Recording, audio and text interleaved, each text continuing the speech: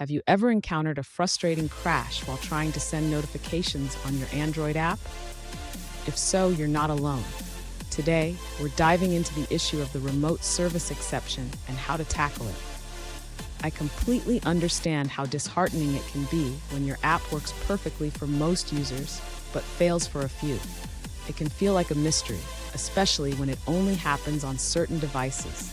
You're definitely not the only developer facing this challenge.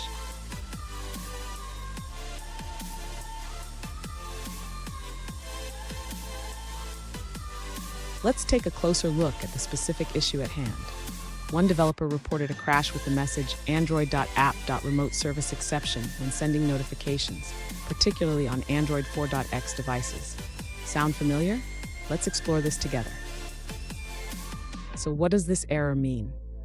The remote service exception typically indicates that there is a problem with the communication between your app and the system service.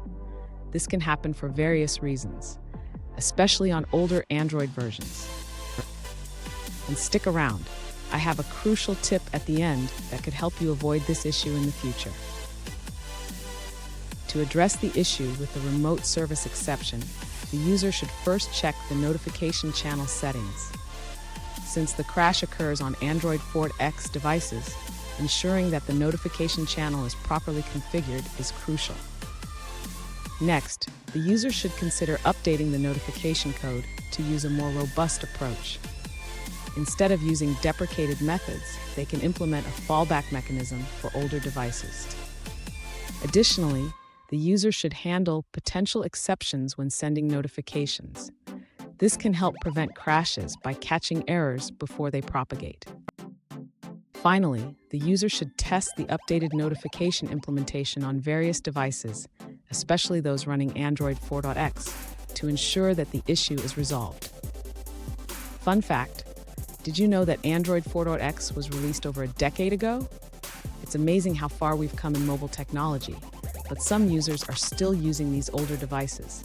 Now let's look at the answers provided by other users. An alternative solution from another user highlights that they encountered similar issues on KitKat devices. They resolved the problem by changing the drawable used in their notifications. Now, let's shift our focus to a different response. One alternative solution comes from a user who suggests checking a specific Stack Overflow link. They mention that even if your SDK differs from the one discussed, the underlying issue might still be similar. Here's the tip I promised.